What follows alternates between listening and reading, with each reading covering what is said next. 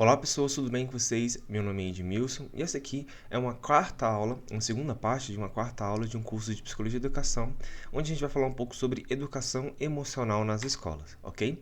Para começar essa aula, eu gosto de fazer uma provocação. Então, para vocês, qual é a diferença entre emoções e sentimento? Dá uma pausada no vídeo e tenta pensar como que você consegue elaborar a diferenciação entre esses dois conceitos. Comumente, dentro da nossa sociedade, geralmente a gente usa esses dois termos como sinônimos, Então, emoções e sentimentos como se fosse praticamente a mesma coisa. Mas dentro da psicologia, principalmente dentro de algumas áreas, a gente tenta trazer algumas definições mais específicas em relação a cada um desses conceitos. E a educação emocional, ela consegue, ela traz um pouco dessa diferenciação, tá? Então, dentro dessas conceituações que a gente vai ter, sentimentos eles vão estar muito mais relacionados a uma percepção interna, ou seja, uma percepção de um estado emocional interno da pessoa, do que necessariamente uma expressão emocional, ok? Enquanto a emoção é o contrário, Então seria justamente uma expressão externa que um organismo faz em relação a uma resposta a esse estado emocional, a esse sentimento. Vamos para alguns exemplos. Vocês muito provavelmente assistiram ou ouviram falar do filme Divertidamente, A gente teve a continuação, o segundo filme que foi lançado recentemente. No Divertidamente, é muito comum a gente ver eles usando os termos para poder escrever esses personagens aqui como as emoções, tá? Mas será que de fato esses personagens aqui representam as emoções? Dentro dessa conceituação, não. Então, dentro dessa conceituação, o filme Divertidamente ele está teoricamente impreciso, ok? Então, como os sentimentos eles se tratam em relação a uma percepção interna, na verdade, essas emoções aqui que são descritas nos filmes, na verdade, elas se tratam em relação aos sentimentos. Então, é uma percepção externa ali da personagem, que é a Riley, onde o personagem azulzinho, a tristeza, é um sentimento. E a emoção, na verdade, seria quando a Riley, a personagem, expressa esse sentimento externamente, Como, por exemplo, um comportamento de chorar, tá? Um sentimento poderia ser alegria, então internamente eu me sinto alegre, e uma emoção poderia ser eu dar gargalhada ou começar a sorrir, tá? Um sentimento poderia ser o medo, o medinho, e uma emoção, poderia ser uma expressão do meu organismo ele começar a tremer, eu ter um ataque cardíaco, Eu posso sentir internamente um estado de raiva, e lembrando, quando eu sinto internamente, eu não necessariamente preciso expressar esse sentimento, Eu posso estar furioso aqui por dentro agora, mas vocês vão ver a minha cara normalmente, tá? Porém, eu posso expressar esse sentimento, com uma tremedeira, Então começa a me tremer, começa a ter taquicardia, começa a enrijecer os meus músculos, Isso é uma forma de eu mesmo demonstrar esse estado emocional, ok? Eu posso sentir um nojinho, E meu estado emocional ali, a minha emoção, na verdade, seria gofar ou ter uma repulsa em relação a alguma coisa, tá? Então, trazendo esses exemplos aqui, acho que fica claro em relação a essa diferenciação, Então, sentimentos é uma coisa interna, Eu posso estar sentindo um determinado sentimento, mas eu posso não estar expressando esse sentimento. Enquanto emoção, é uma reação, uma expressão externa de um determinado organismo que pode ser uma resposta em relação a um determinado sentimento, ok? E aí, a educação emocional, que é o tema dessa aula aqui, ela se refere justamente a uma forma de intervenção, uma matéria, alguma coisa que é implementada dentro do sistema educacional que tem como objetivo de promover conhecimento e habilidades relacionadas ao reconhecimento, à compreensão e também à gestão das emoções, tá? Sentimentos e emoções. Então, geralmente tem muita dificuldade, por exemplo, de reconhecer em relação a como você está se sentindo, de compreender e também de gerir esses sentimentos, tá? Se você não tivesse essas dificuldades, muito provavelmente você não estaria suscetível a determinados transtornos psicológicos, ok? E, por mais que pareça simples, é simples esse objetivo em relação à tarefa de reconhecimento de emoções, na verdade, essas tarefas elas se mostram bastante complexas, tá? Então, olhando essas imagens aqui, que tipo de emoção, ou sentimento vocês acham que essas pessoas estão sentindo, tá? Nesse caso aqui, essa imagem, ela apresenta faces de pessoas extremamente caricatas, muito, muito expressivas. Então, talvez você até consiga, dizer mais ou menos quais seriam as emoções ali que eles estão expressando e talvez você consiga inferir em relação ao qual é o sentimento que ele está sentindo ali. Porém, isso não é preciso, tá? Algumas pessoas podem dizer, por exemplo, que essa pessoa aqui ela está assustada, É comum isso acontecer, tá? Por mais que pareça estranho, tá? Outras pessoas podem dizer que ela está alegre, outra pessoa pode dizer que ela está surpresa, Alguma pessoa pode dizer que essa pessoa está com raiva, outra pessoa pode dizer que ela está com medo, tá? Então, essa tarefa de reconhecimento de emoções nas outras pessoas, como também em si mesmo, às vezes eles não podem ser tão simples assim, ok? E aí, né, dentro da categorização, né, mais teórica, né, a gente vai ter uma diferenciação em relação a sentimentos e emoções que eles são considerados simples, então, geralmente eles são respostas mais diretas e também que são mais facilmente reconhecíveis, e geralmente eles expressam ou um único sentimento ou uma única emoção, tá? Então a pessoa está sentindo alegria ou tristeza ou raiva, tá? Porém, a gente pode ter um combo disso, tá? O que a gente vai chamar de sentimentos e emoções complexos, que são basicamente combinações de várias emoções e pensamentos que são dificilmente reconhecíveis. Então, por exemplo, alguns sentimentos e emoções complexos, né? O ciúme, a culpa, né? Então, você pode estar sentindo várias coisas ali dentro ali que você talvez não consiga descrever e reconhecer muito bem. Um mal-estar, talvez você sinta, né, culpa, mas ao mesmo tempo você sinta um pouco de felicidade. Então, são determinados sentimentos que são difíceis de serem reconhecidos e muitas vezes as expressões, né, ou seja, as emoções que são expressas ali são contraditórias. Você pode estar se sentindo extremamente feliz, mas você pode começar a chorar. Você pode estar com muita raiva, mas você pode, né, estar com expressões de tristeza, tá? Então, são formas de expressão ali e identificação desses sentimentos e emoções que, na verdade, não são tão simples assim, né? E a educação emocional, ela visa justamente fazer com que as pessoas elas tenham maior capacidade de reconhecer isso em si mesmos, como também reconhecer isso também nas outras pessoas, ok? Vamos dar uma virada de chave aqui, tá? Vamos fazer uma nova dinâmica, na verdade. Então, eu quero que vocês façam uma pergunta para você mesmo, tentando, na verdade, você se faça uma pergunta sobre quem são vocês, ok? Eu quero que vocês tentam, né, responder esses 5 tópicos aqui em relação a quem são vocês. Eu sou tananã, eu sou tananã, tananã, tá? Então, faça esse exercício rapidamente aí, ok? Então, perfeito, tá?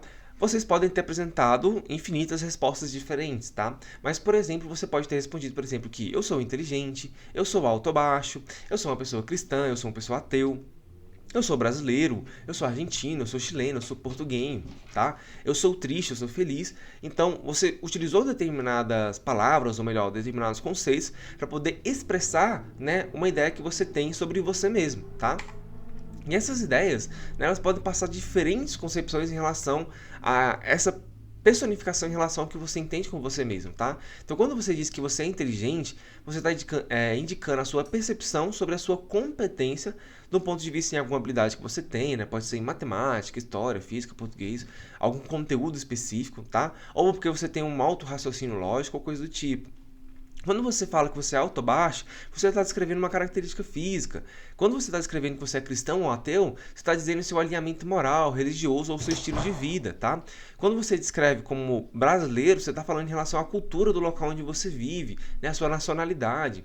Ou quando você fala que você está triste ou feliz, você está descrevendo o seu estado emocional, tá? Cada um desses pontos aqui, a gente vai chamar de autoconceito, tá? Que seria basicamente como que as pessoas se autodefinem, descrevem e elas se identificam. E é interessante a gente notar aqui que esses autoconceitos que a gente tem aqui, tá? Eles podem ser tanto positivos, tá? Então eu posso dizer que eu sou inteligente, então é uma perspectiva positiva em relação ao autoconceito que eu tenho sobre mim mesmo, como também eu posso dizer que eu sou triste, tá? Então uma percepção negativa ali que eu tenho em relação ao meu estado emocional, tá? E aí, tá, o autoconceito ele faz parte em relação ao que a gente chama de conceitos do self, tá? Self é que a gente vai traduzir como eu mesmo, tá? Então é uma percepção que a gente tem em relação àquilo que a gente é. E aí, dentro dos conceitos do self, a gente tem um autoconceito, né, que seria justamente como você se autodefine utilizando esses conceitos. Você tem um autoconhecimento, que é como as pessoas compreendem nossos próprios processos e são capazes de prevê-los e controlá-los, tá? Então, eu conheço, por exemplo, a minha gatinha tá fazendo uma bagunça aqui, tá? Mas eu conheço, por exemplo, que quando determinada situação acontece na minha vida, eu sei que eu vou sentir determinado sentimento e eu posso expressar determinada emoção, tá? Então isso é uma forma de você expressar o seu autoconhecimento.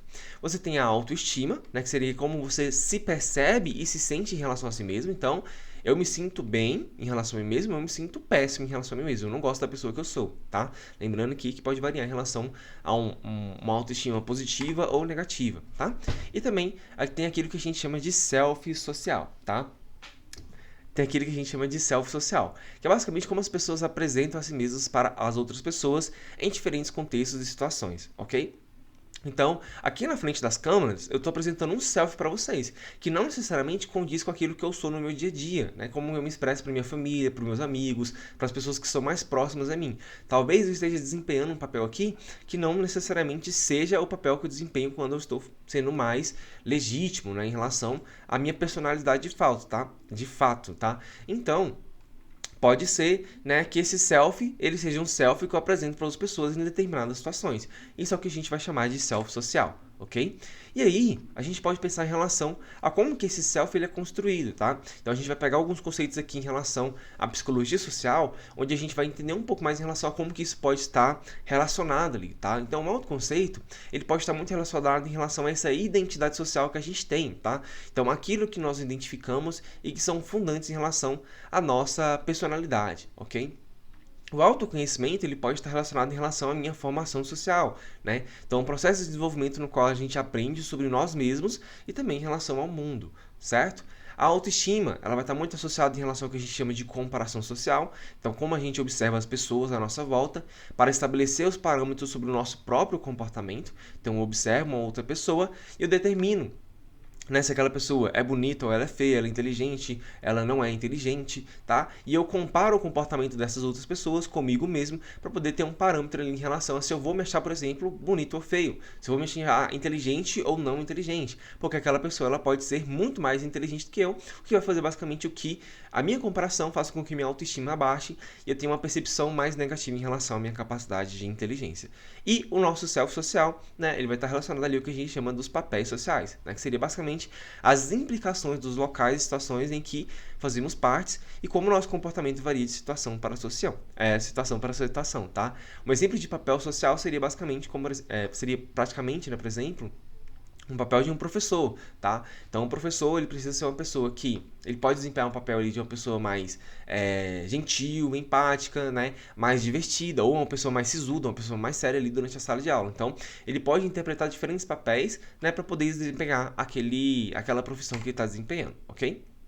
E aí, esses conceitos do self, né, eles vão variar também em relação ao que a gente chama de selfies possíveis, que se refere àquilo que eu quero ser, ou seja, eu ainda não sou, mas eu quero me tornar, e aquilo que de fato eu não quero ser, tá? Então, aquilo que eu consigo identificar que de forma alguma eu quero me tornar, tá? Então, por exemplo, eu quero ser uma pessoa mais gentil, eu quero ser uma pessoa mais autoconfiante. Então, o meu autoconhecimento, o entendimento em relação aos meus próprios processos, me permite analisar os meus próprios comportamentos e definir em relação a determinados conceitos, a determinadas formas de expressão da minha personalidade em relação àquilo que eu quero e desejo ser, né? Então, como que eu posso mudar meu comportamento para poder ser aquilo que eu quero ser, tá? E aquilo que eu não quero ser, né? Então, eu não quero ser um babaca, eu não quero ser uma pessoa sem consciência de classe, tá? Então, a minha percepção em relação aos meus próprios comportamentos, ou em relação ao comportamento social, né? Em relação ao funcionamento da sociedade, vai possibilitar que eu identifique determinados padrões de comportamento que eu não quero desempenhar ali na minha manifestação do meu self, tá?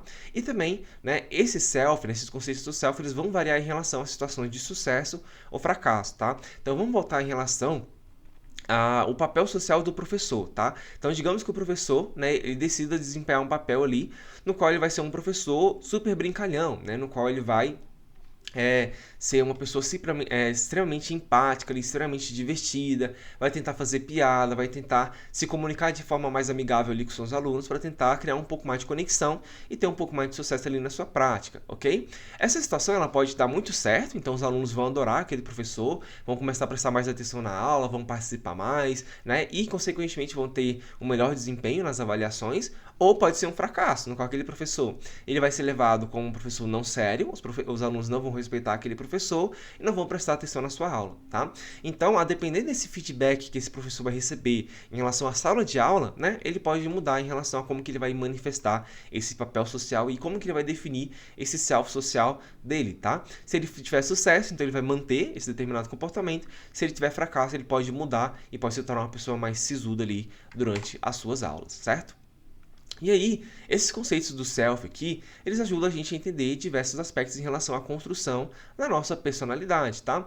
Essa construção, que é uma construção principalmente social. Então, como que eu sou criado dentro de um determinado contexto social, vai permitir que eu tenha um maior conhecimento em relação a mim mesmo e também como que eu vou me expressar no mundo, tá? A gente pode pensar, por exemplo, aqui em relação à construção da masculinidade. Então, quando a gente pensa, por exemplo, no autoconceito na identidade social de uma pessoa que se constrói, né, se define e se entende a partir dessa percepção de masculinidade, essa pessoa, né, ela pode entender que para ela expressar, né, essa maior masculinidade, ela pode apresentar comportamentos em relação a ser uma pessoa forte, uma pessoa bruta, uma pessoa decidida, uma pessoa mais impulsiva, uma pessoa impetuosa, tá?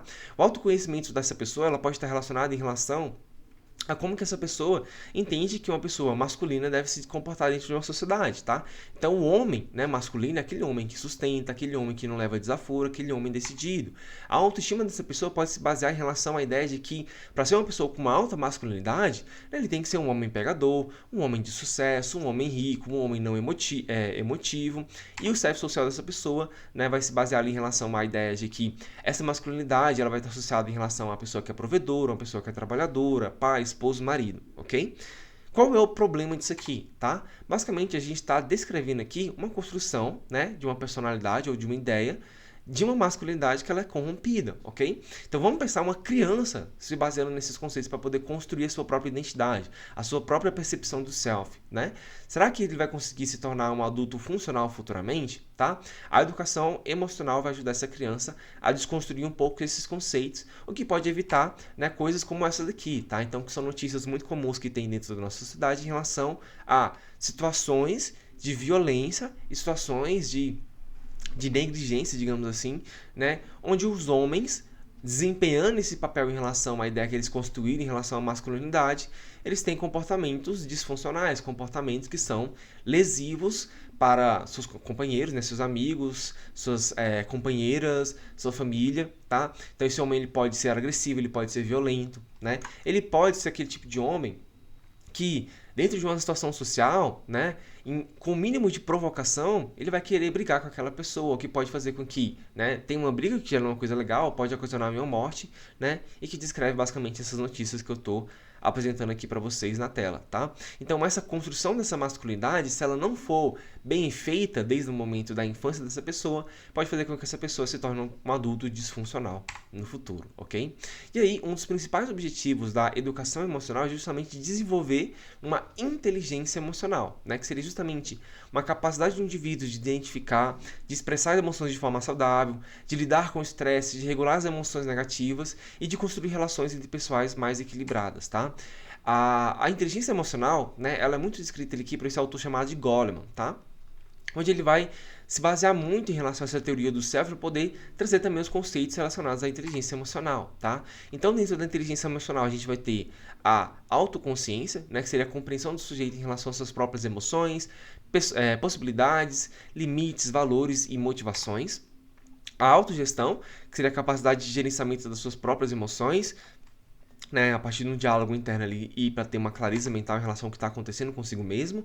A sua consciência social, que é a capacidade de perceber o que se passa com a outra pessoa, e a partir dessa percepção eu posso guiar os meus próprios comportamentos, e também a administração de relacionamentos, tá? Que seria a capacidade de lidar com as emoções alheias, e a partir dessa consciência também, a partir lidar também com suas próprias emoções, ok? Esses conceitos da inteligência emocional estão altamente ligados ali também em relação aos conceitos do self, tá? Então eles são coisas ali que estão constantemente conversando e elas estão constantemente dialogando, tá? E são objetivos da educação emocional trabalhar esses conceitos aqui e desenvolver essas determinadas competências aqui para que as crianças, né, os adolescentes, eles tenham maior inteligência emocional e eles tenham maior capacidade ali para poder lidar com as situações emocionais que eles vivem e as situações sociais que eles vivem também, né, em relação a como que eles identificam o funcionamento da sociedade e como que eles querem se expressar dentro dessa sociedade nas suas relações e consigo mesmos, tá? E aí, né, as pessoas podem cair na falácia de que, não, na verdade eu não preciso de educação emocional porque eu me conheço muito bem, eu sei basicamente tudo que eu sinto, né? E eu não preciso desse papo, essa baboseira de educação emocional. Será que é mesmo? Tá? Então vamos pensar no seguinte exemplo, tá? Então, vocês estão assistindo os vídeos aqui que fazem parte dessa playlist de psicologia e educação, né? Que são vários vídeos com vários temas, né? E eu faço uma pergunta para vocês. Então, considerando todo o conteúdo que eu passei até aqui, quanto tempo você levaria para poder estudar para uma prova para essa disciplina, tá? Ou quanto tempo você levaria para montar um projeto propositivo em psicologia e educação, um projeto de intervenção que você aplicaria dentro de uma escola? Ou quanto tempo você precisaria para poder estruturar uma apresentação, né, um seminário ali, digamos, para uma disciplina de psicologia e educação, tá? Muitas pessoas, geralmente, elas respondem isso aqui na lata, né? Então, 2 dias, 3 dias, né? Uma semana, né? Algumas horas. Mas será que de fato você levaria realmente esse tempo para poder estudar para esses conteúdos, tá? Um erro que é muito comum aqui é basicamente que as pessoas elas acabam estimando, né, essas perspectivas aqui, projetando essas tarefas aqui em relação às suas experiências anteriores, o que pode fazer com que as pessoas elas acabem se enganando, tá? O caminho mais certo para você poder responder essas perguntas aqui, entender basicamente, né, ou melhor, fazer uma projeção realista em relação a quanto tempo você demoraria para poder estudar para uma disciplina como essa, né, é estimar com base nas características específicas da tarefa que é estudar para uma prova de psicologia e educação, tá? Então você iria revisitar todo o conteúdo, você estruturaria um roteiro de estudos e você traria uma determinada estimativa em relação a quantas horas você demoraria para poder ler os textos da disciplina, né, revisitar os slides, reassistir as aulas, né? Esse conteúdo aqui eu domino um pouco mais, então eu não preciso assistir toda a aula, né? Só revisitar os slides. Não, esse conteúdo aqui eu não entendi nada do que o professor falou, então eu vou precisar passar um pouco mais de tempo aqui assistindo essas aulas, revisitar os slides e possivelmente ler os textos que baseiam essa disciplina, ok? E isso vai fazer com que a gente tenha uma variação em relação ao tempo que demoraria para poder executar essas tarefas aqui, tá? Em uma outra disciplina, em uma outra situação, pode ser que você tenha demorado 2 horas, mas essa situação aqui é uma situação específica que pode fazer com que o tempo que você projetou, ou ele seja muito inferior, ou ele seja muito superior, tá? Isso aqui basicamente a gente chama de falácia do planejamento, né? Que é basicamente um viés, né? Uma heurística ali, no qual a gente acaba subestimando a complexidade para poder realizar uma determinada tarefa, errando feio a nossa capacidade de predizer ela, tá? Então a gente tem essa ilustração aqui que demonstra um pouco isso, tá?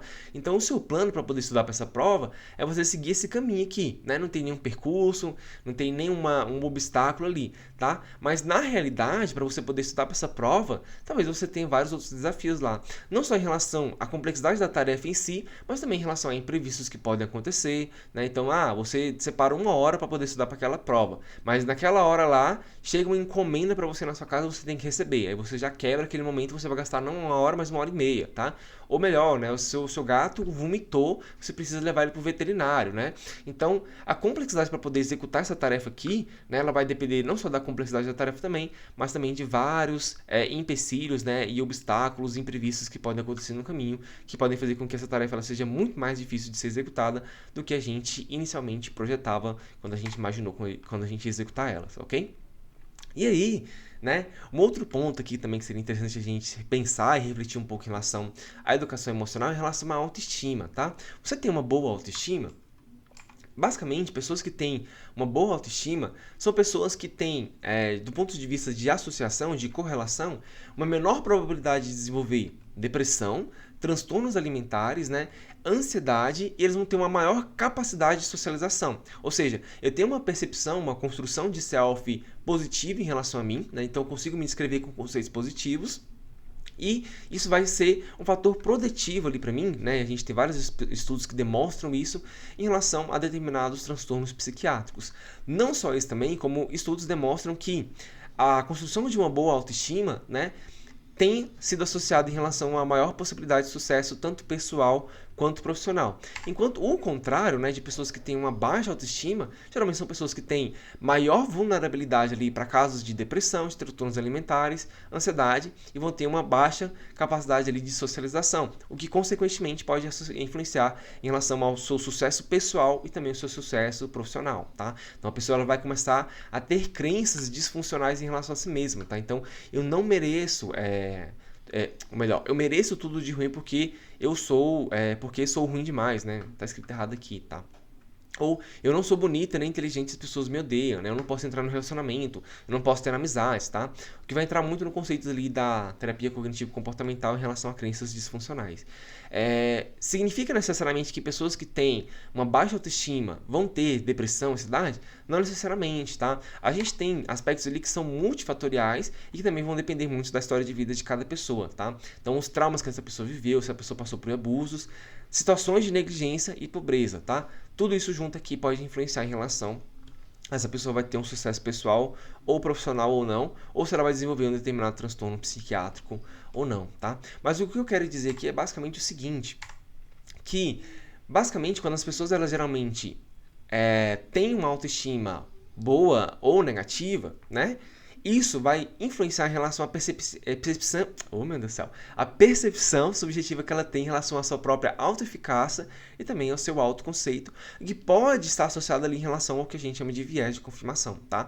Então, se eu acredito que eu sou uma pessoa ruim e que eu não vou conseguir emprego porque eu não sou bom o suficiente, pode ser que de fato na hora da entrevista eu não consiga me expressar de uma forma confiante, que passa confiança ali para o entrevistador e de fato eu não consigo aquele emprego, o que vai fazer acreditar que de fato, né, eu não sou bom o suficiente, mas na verdade foi a minha crença que modulou meu comportamento para que eu não conseguisse me desempenhar de uma forma boa ali na minha entrevista e que acabou fazendo com que eu não saísse bem no emprego. Mas isso vai realimentar a minha crença, tá? Ou o contrário também, né? Eu acredito que eu sou bom em tudo que eu faço, né? Eu vou na minha entrevista de emprego, falo com a maior confiança possível, passo uma impressão positiva ali pro entrevistador e eu garanto meu emprego. E aí eu falo para as pessoas, né, viu? Eu disse que eu ia conseguir aquele emprego porque eu sou demais, né? Então, né, são viés ali que meio que se retroalimentam ali e fazem com que as pessoas, né, elas tenham uma percepção ou positiva ou negativa em relação a si mesmos, tá?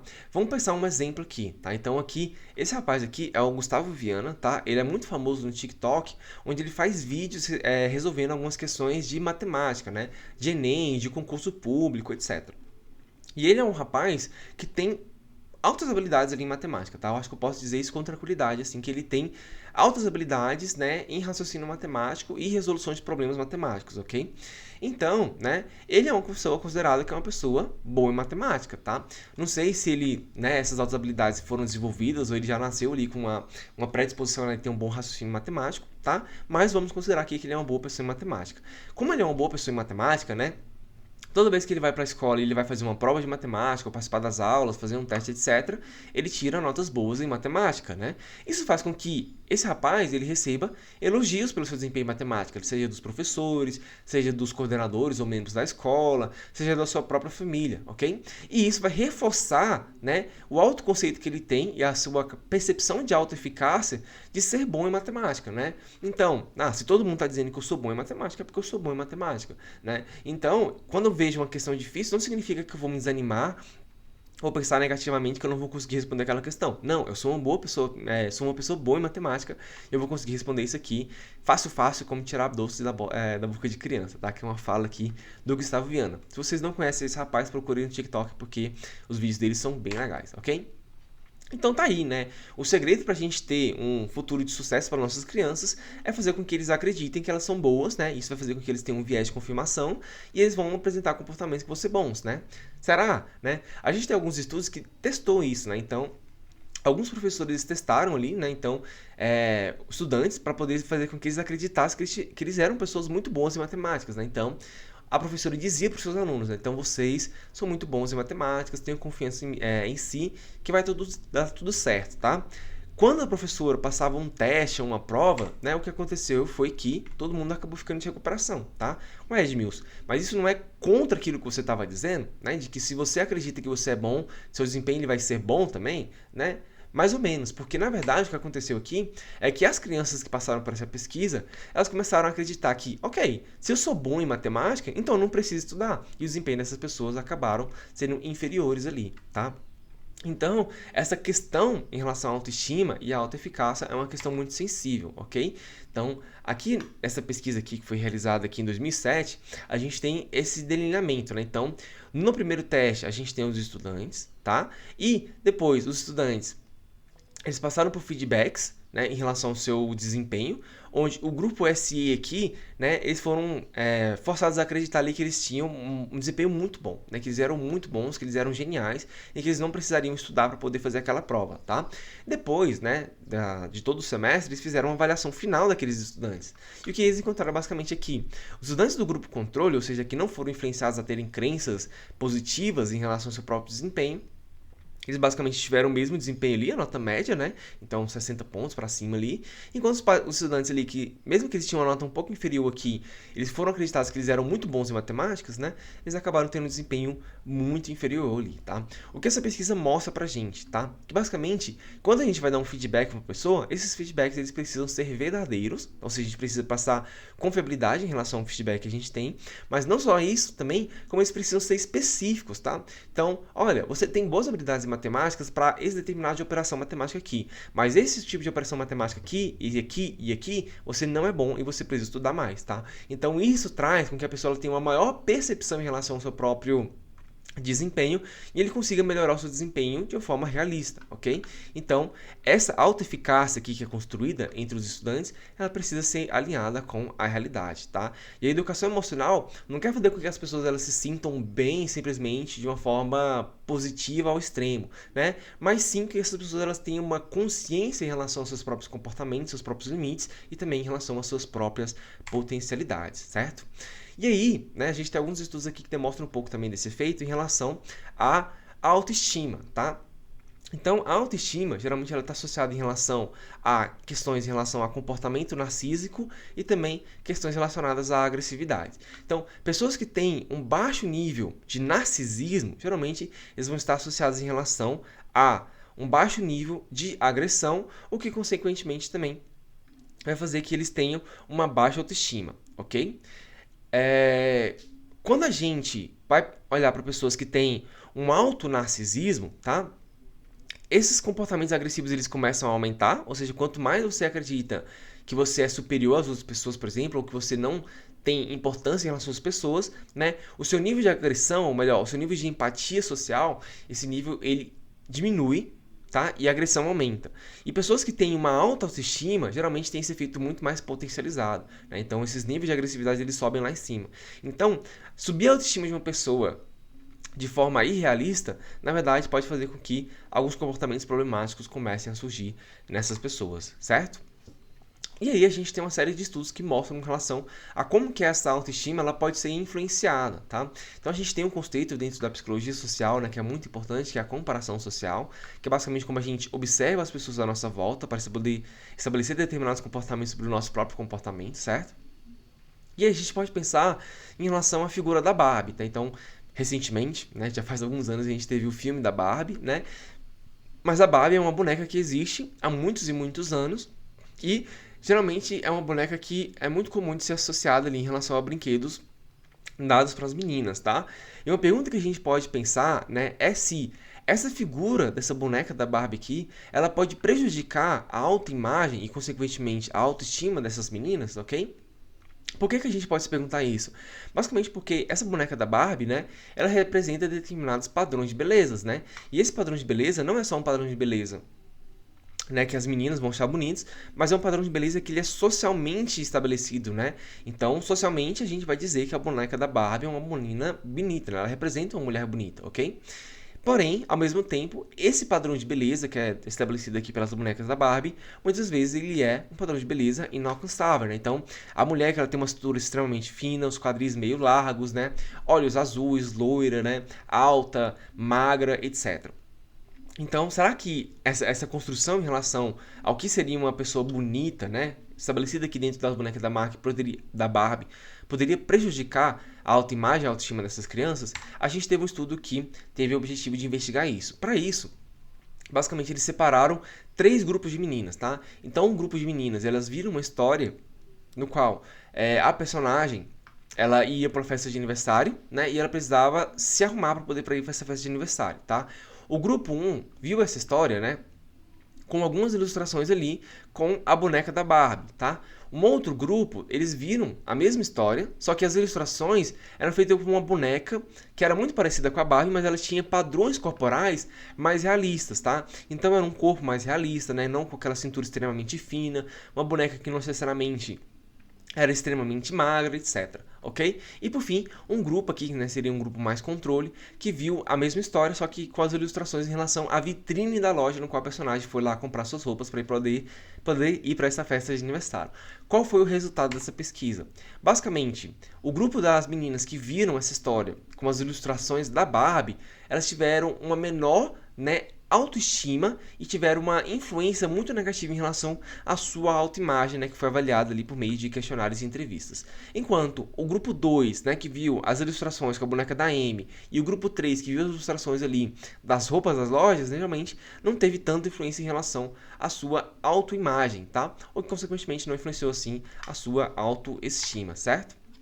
Eu tenho um vídeo que eu falo um pouco mais em relação a esse efeito aqui, em relação à boneca da Barbie aqui no canal, tá? O link aqui vai estar na descrição, ou se você pode acessar o canal aqui que você vai conseguir achar esse vídeo, certo? E aí, tá? Esses estudos em relação à autoestima mostram pra gente que a construção de uma boa autoestima é uma coisa extremamente importante, porém ele precisa ser baseado dentro de uma perspectiva realista, ok? E, né, a forma como a gente ensina nossas crianças em relação ao que é bonito, né, o que é atraente, o que é uma pessoa inteligente, etc., pode influenciar negativamente em relação àquilo que as pessoas percebem em relação a si mesmo, o que pode fazer com que as pessoas elas se construam de forma disfuncional ou negativa, certo? Consequências, tá?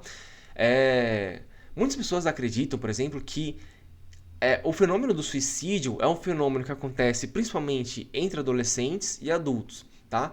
Isso não está errado, tá? Mas muitas vezes a gente ignora a possibilidade de que uma criança também pode sofrer de depressão e pode, consequentemente, apresentar um comportamento, uma idealização suicida. Nesse gráfico aqui da esquerda, a gente tem um gráfico que mostra o número de mortes por suicídio no Brasil entre 96 e 2016. E o que a gente vê basicamente aqui é uma crescente em relação a esses números de suicídios. Significa que as pessoas começaram a se matar mais? Não necessariamente, mas talvez que a divulgação, né, em relação ao número de mortes por suicídio e as agências de que fazem esse tipo de registro em relação a essas mortes começaram a ter maior, né, registros, né, ou melhor, maior atenção em relação a questões relacionadas à saúde mental, o que fez basicamente o número de suicídio ele fosse mais identificado, ok?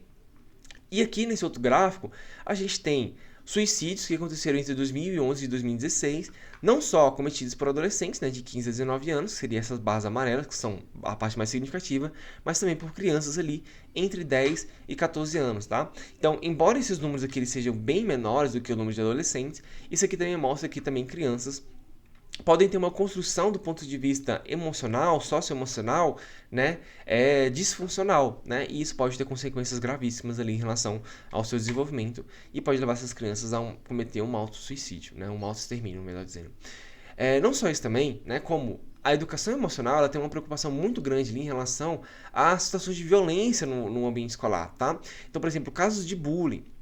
Então a gente consegue ver que em 2022 a gente teve números altíssimos aqui em relação às situações de bullying aqui. E isso poderia ser prevenido em relação a uma educação emocional, no qual a criança ela vai ter um maior conhecimento em relação a si mesma, vai ter um maior conhecimento em relação às outras pessoas e vai fazer com que crie um ambiente com maior empatia, maior capacidade de sociabilidade entre essas crianças, o que pode prevenir essas situações de agressão física aqui. Não só isso aqui também, né, como que nos últimos anos, né, esse gráfico aqui vai mostrar que a gente está tendo cada vez mais um aumento do número de ataques em escolas, né? Ataques realmente de extermínio, né? Ataques de school shooters, que a gente chama. Isso pode estar associado justamente a crianças, né, que crescem de ponto de vista disfuncional, do seu ponto de vista emocional e social, né, e que, consequentemente, podem ter esse tipo de comportamentos aqui dentro das escolas, tá? E a educação emocional, né, ela tem uma forte capacidade aqui de prevenir, não só de prevenir também, mas dá a possibilidade das pessoas conseguirem ter maior facilidade de identificar sinais e aspectos ali que podem prevenir situações de ataques em escolas, ok? E para finalizar essa aula aqui, vamos trazer em relação aqui a possíveis intervenções que podem ser feitas dentro dessa perspectiva da educação emocional, ok? Então, uma pesquisa que foi feita aqui em 2021, tá? Que foi uma tese de mestrado, ou melhor, uma dissertação de mestrado se for considerada aqui no Brasil, mas uma tese de mestrado se for considerada do ponto de vista do exterior, mostrou que os pesquisadores fizeram uma intervenção voltada para a educação emocional na escola, onde eles queriam desenvolver algumas competências. Uma das competências que eles queriam desenvolver seria em relação à autogestão dessas crianças. Então eles colocaram nessas crianças para poder fazer uma dinâmica ali, no qual eles tinham que plantar feijãozinhos, né? Então acho que todo mundo passou por isso aqui, mas no sentido muito mais de fornecer cuidado, para esse feijãozinho aqui. Então, eram passadas algumas lições ali para eles, no sentido de que se vocês não cuidarem desse feijãozinho, se vocês não tratarem ele com carinho, né, ele vai morrer e ele não vai crescer, tá? E não só isso também, que para esse feijãozinho crescer, você precisa ter paciência com ele, né? Ele vai ter o seu próprio tempo, né? Alguns vão crescer primeiros, outros vão crescer depois, né? Mas cada um vai ter seu próprio ritmo ali, tá? Então eles tinham que gerir, né, essa questão desses feijãozinhos aqui, né, e isso ia ser associado ali em relação a algumas perspectivas relacionadas à construção de uma perspectiva emocional mais funcional, certo? Uma outra intervenção que foi feita ali seria a técnica da respiração, né? Então isso aqui era muito interessante para poder prevenir situações de ansiedade, tá? Então os estudantes, né, eles tinham que fazer contagens com os dedos, né? E cada uma das contagens significava uma respiração, ou melhor, uma inspiração e uma expiração, né? Então eles contavam eles inspiravam, né? Passavam um tempinho, eles contavam 2, eles expiravam, tá? Eles faziam isso aqui uma certa quantidade de vezes, né? E essas técnicas de respiração aqui a gente já tem evidências científicas que podem ajudar as crianças a lidar melhor ali em relação às situações de ansiedade. E essa aqui era a proposta que eles apresentaram. E não só isso também, né? Eles queriam desenvolver ali em relação à autoconsciência e também à autoestima desses estudantes. Então eles pegaram estudantes e colocaram estudantes para poder se desenhar, né? Então eles deram algumas folhas ali, eles fizeram desenhos em relação a si mesmos e eles precisavam descrever nesses desenhos, então tá um pouco apagadinho aqui, mas tem algumas frases escritas aqui em relação a eu gosto de mim por quê, né? E eles tinham que complementar essa frase, tá? Eu gosto de mim porque eu tenho um sorriso bonito, eu gosto de mim porque eu sou engraçado, sou divertido, sou alegre, etc, tá? Então, trazer para reflexão, né, ou melhor, para a autoconsciência dessas crianças, aspectos positivos em relação a si mesmos e também desenvolver, consequentemente, ali, maiores níveis de autoestima em relação a essas crianças. E por fim também, né, outra dinâmica aqui voltada para essa autogestão, né, eles fizeram, né, manualmente ali o que eles chamaram aqui de spinner, né, que seria basicamente aquelas rodinhas que giram, né, só que de forma mais caseira, né. Então tinha essa rodelinha aqui, né, que era colocada acho que num papelão ou numa cartolina, e no meio tinha uma bolinha, eles colocavam um lápis e giravam, certo? Eles davam esse modelo para as crianças eles tinham que pintar nesse modelo e eles tinham que escolher, dentro desse formato de pizza aqui, alguma característica, né, que eles acreditavam que seria importante para eles, né? Então, por exemplo, acreditar que eu sou capaz, fazer uma pausa, né? Então, em relação a essa frase inicial, né? Então, em vez de desistir, eu vou fazer uma pausa, acreditar que eu sou capaz, tentar outra vez, tá? Então, eles escolhiam uma fatia desse bolinho aqui e eles iriam rodando ali para poder escolher, né, qual seria a situação ali que eles iriam melhor, seria qual o comportamento que eles iriam apresentar em relação a uma situação onde eles iriam desistir, tá? Então uma dinâmicazinha bem legal, né, bem lúdica para essas crianças poderem refletir em relação ao seu estado emocional, tá? Aqui no final eu vou deixar uma indicação de um TED, tá, da Mariana Arantes, que é uma moça que ela trabalhava como jornalista e ela se voltou a estudar mais sobre educação emocional a partir de algumas vivências que ela viveu, né? Então, a importância em relação a essa alfabetização emocional dentro do ambiente escolar, tá? Eu não vou passar o vídeo aqui, mas eu vou deixar o link na descrição para caso vocês queiram assistir esse vídeo. É um relato bem interessante ali da professora Mariana, ok? E aí, né, a educação emocional ela é principalmente baseada em um projeto de intervenção, ou seja, eu vou arquitetar, né, como eu mostrei nas pesquisas passadas aqui, né, uma determinada dinâmica, né, uma determinada atividade que tem como objetivo desenvolver esse conhecimento, essa capacidade de identificação em relação às ações de emoção, né, e sentimentos e de convívio social, né, de comportamento social, tá? Eu posso fazer isso por cursos, palestras, essas dinâmicas, rodas de conversa, apresentação de filmes e documentários, eventos e aulas. Mas fica uma pergunta, tá? Será que isso funciona? Para a gente poder saber se isso funciona, a gente precisa utilizar métodos específicos de pesquisas para poder identificar, né, se essas dinâmicas, essas palestras, elas realmente tiveram efeito nessas crianças, tá? E técnicas de pesquisa, ou melhor, métodos de pesquisa que podem ser utilizados para poder entender se determinados tipos de intervenção funcionam ou não, vão ser estudados na nossa próxima aula, ok? Então, vou ficando por aqui. Essa foi a aula, tá? Uma aula um pouquinho mais longa do que o normal. Aqui tem umas questõezinhas, né, para vocês poderem estudar, né, e fixar um pouco mais em relação ao conteúdo que foi passado nessa aula. E eu vou ficando por aqui. Vejo vocês numa próxima aula. Valeu, falou e até mais.